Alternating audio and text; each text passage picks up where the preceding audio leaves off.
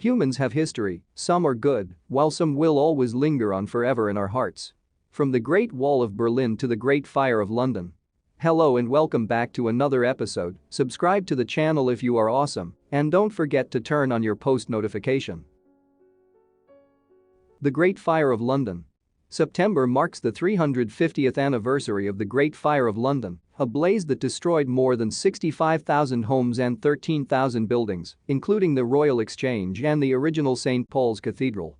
The fire began in the early hours of Sunday 2 September 1666 at the house of Thomas Farriner, aka Farriner, the King's baker, in Pudding Lane, near London Bridge. Helped by a strong easterly wind coupled with dry and dusty air, the fire raged for 3 days, by the end of which 100,000 people had been made homeless. Officially only a handful of people died in the fire, but the true toll is likely to have been much higher. This witness episode brings together the first-hand accounts of diarist Samuel Pepys and schoolboy William Toswell, who watched the fire devastate the city. We also hear from Muriel Jeter, an expert from the Museum of London.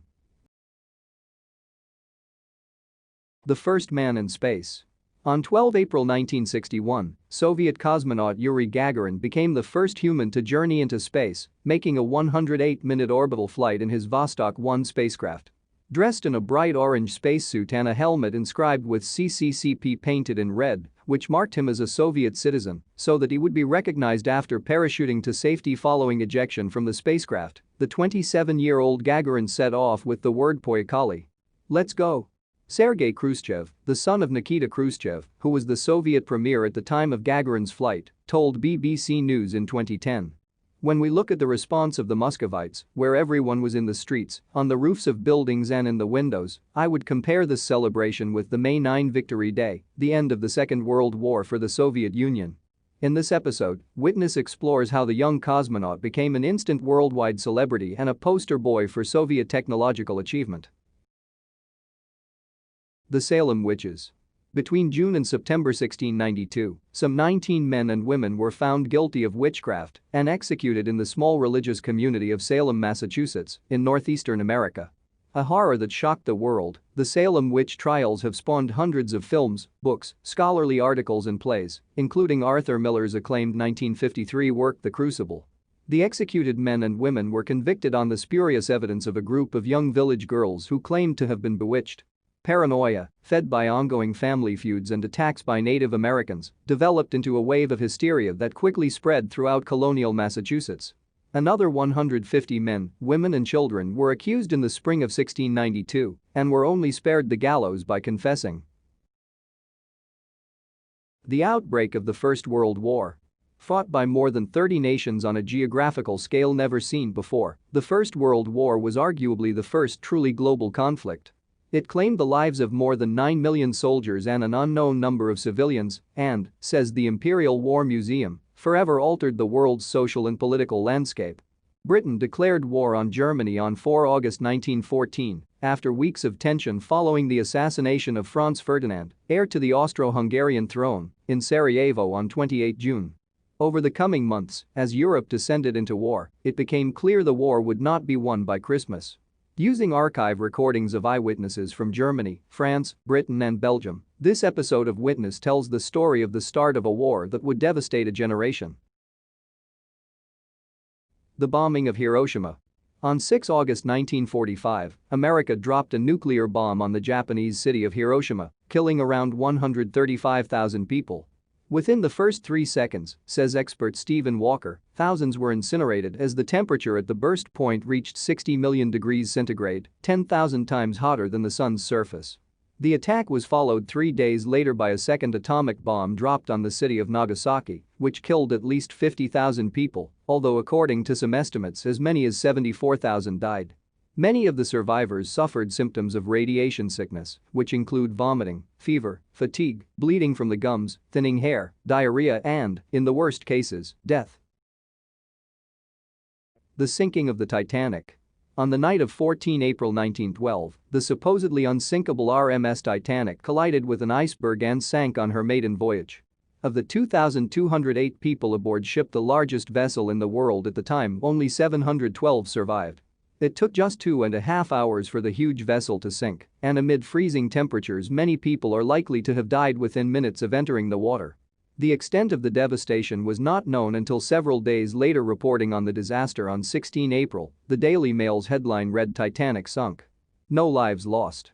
The tragedy, says Titanic expert Dr. Aidan McMichael, was greeted at first with shock and disbelief, and then immense sorrow at the scale of the loss of life. How could a ship dubbed unsinkable by the media have met its end so tragically? The building of the Berlin Wall. For almost 30 years the Berlin Wall separated Germany's communist East from the US-friendly West.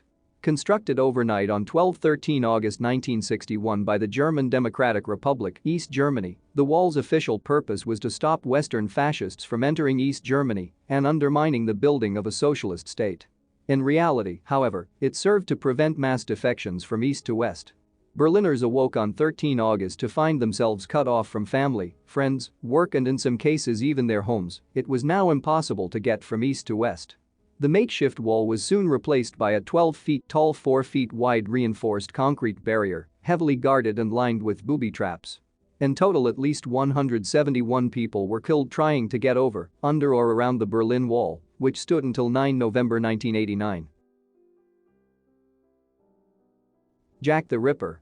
Within just a few weeks in 1888, a serial killer dubbed Jack the Ripper mutilated and killed 5 prostitutes in London's East End. Panic gripped the city as police hunted for the killer, and speculation was rife as to his or her identity. Was Jack a doctor, a Jew, a foreigner, a butcher? Was Jack in fact Jill?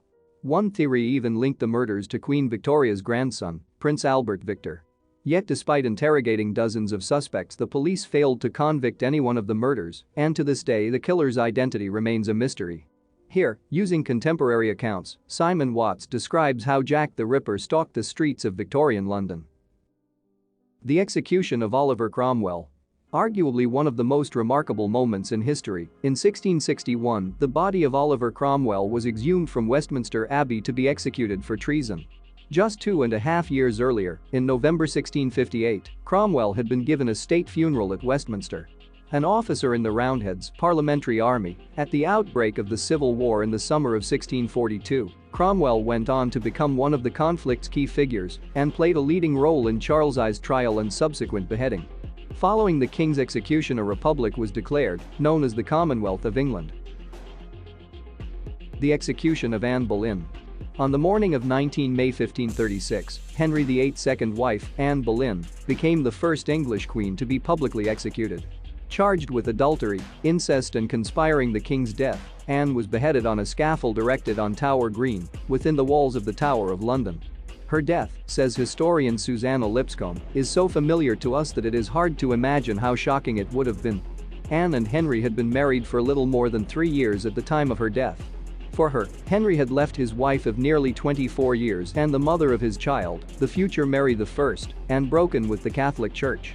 By the spring of 1536, however, Henry's affection had waned and he was hotly pursuing Anne's lady-in-waiting, Jane Seymour. Along with 5 courtiers, including Anne's brother, George, Anne was arrested and imprisoned in the Tower of London in early May 1536. Mark Smeaton, William Brereton, Francis Weston and Henry Norris were tried and found guilty of adultery with the Queen and of conspiring the king's death, while Anne and her brother were found guilty of high treason. By 19 May, all 6 convicted had been executed. Reporting on Anne's execution in 1536, Eustace Chapais, the Spanish ambassador to Henry's court, wrote, "No one ever shewed more courage or greater readiness to meet death than she did." Thank you all for watching. Which amongst the incidents got you the most? Let us know in the comments.